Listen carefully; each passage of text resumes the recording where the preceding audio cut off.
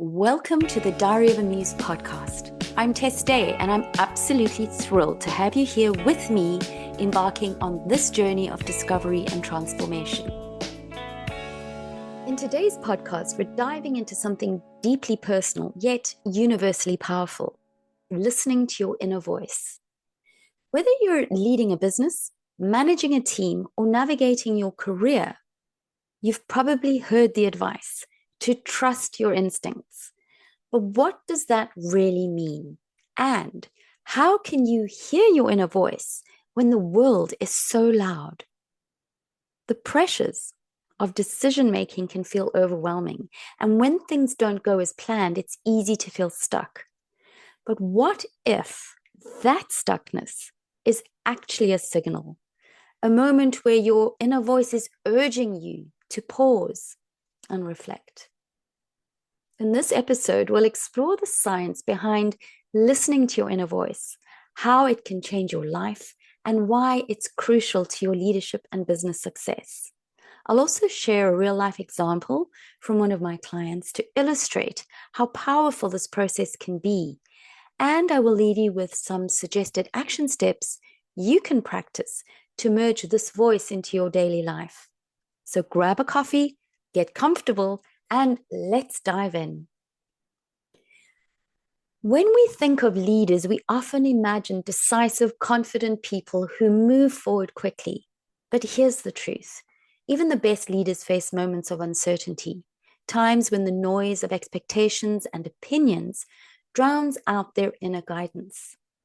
Without that connection to your inner voice, it's easy to fall into patterns, chasing goals or sticking to routines that don't truly align with who you are. Listening to your inner voice means tuning out the external noise and reconnecting with your purpose and intuition. For us, this isn't just helpful, it's essential. As a leader, you're expected to have the answers, to stay in control. This constant need to be on can drown out your inner voice, because when the stakes are high, uncertainty feels dangerous. But here's the thing. Uncertainty isn't dangerous. It's not even weakness. It's an invitation to go deeper.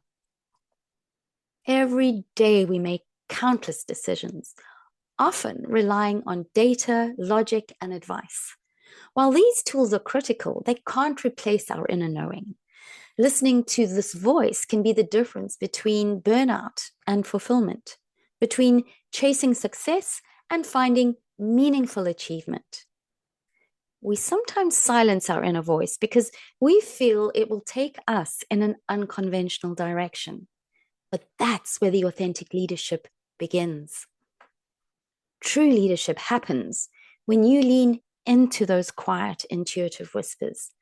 Even when they challenge the norm, that's when you move from simply making decisions to creating meaningful impact.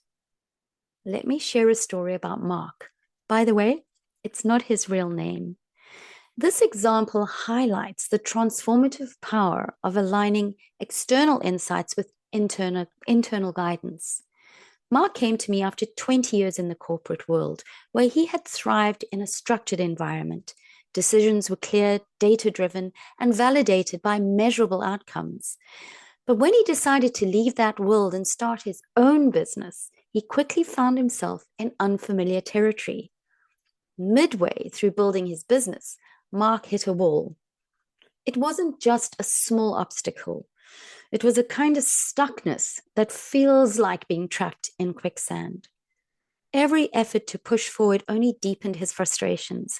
And when you've already invested so much time, energy, and money, that kind of pressure can feel overwhelming.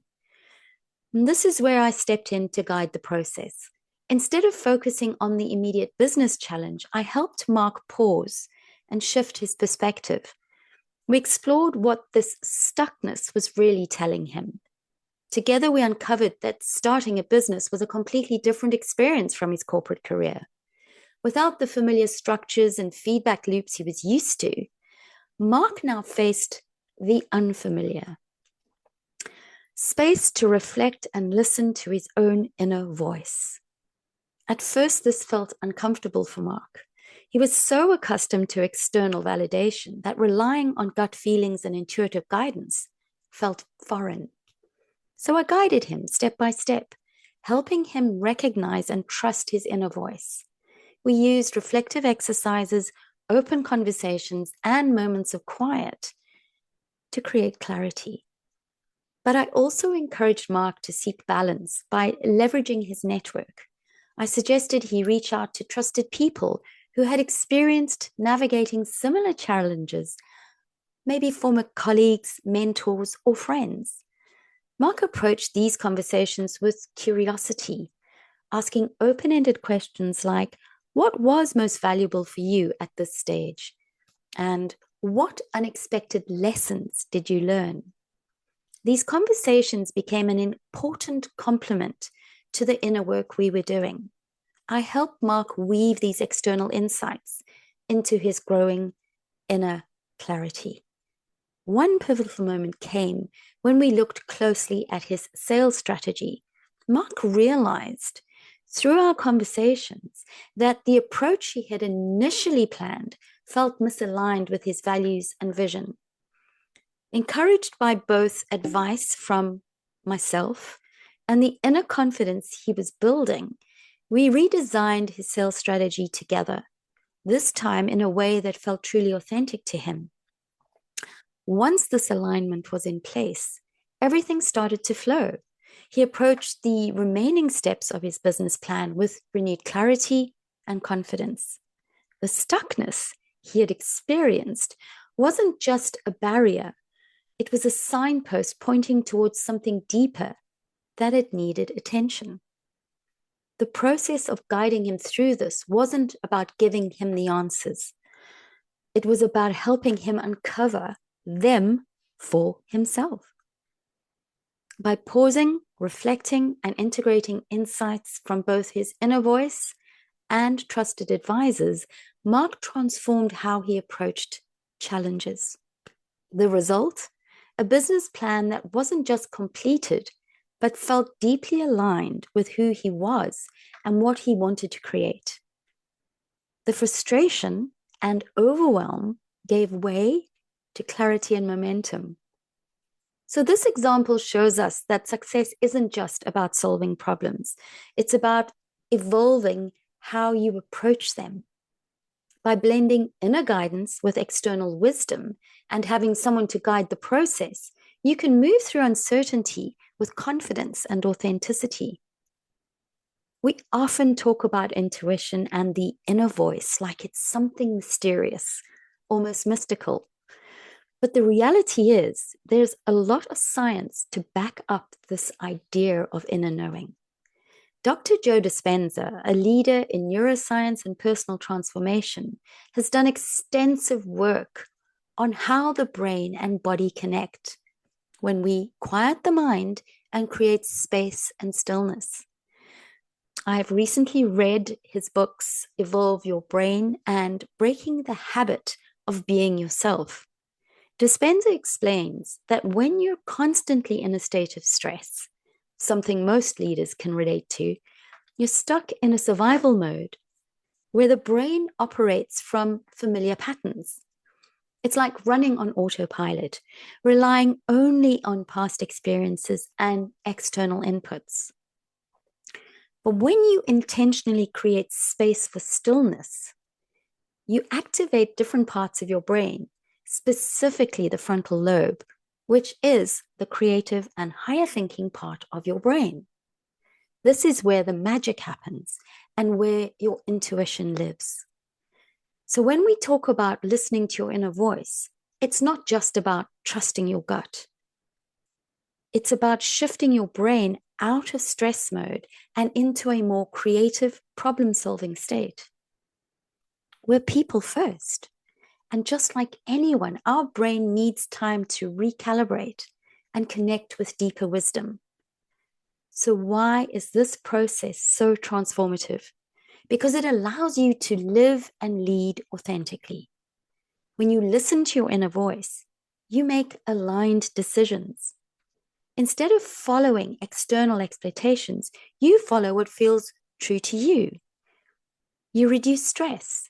You stop fighting against the current and start flowing with what feels right. You unlock creativity.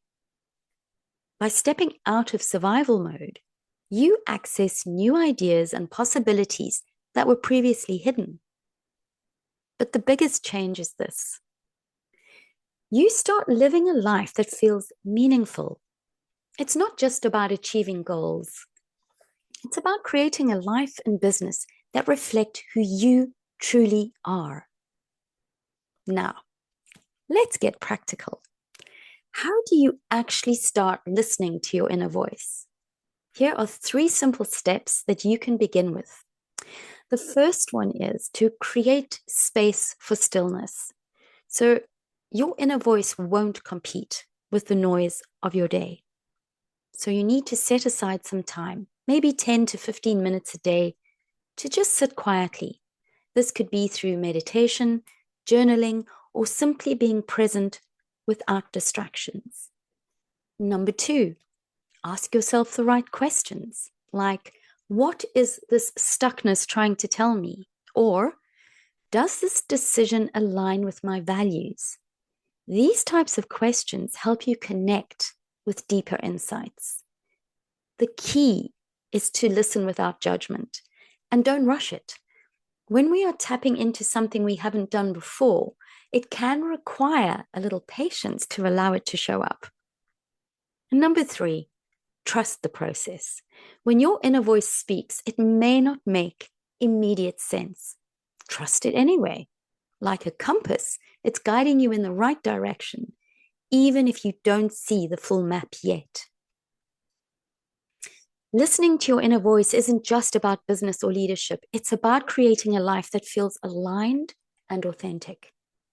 So ask yourself, are you ready to pause and listen? Are you ready to step out of survival mode and into creation mode?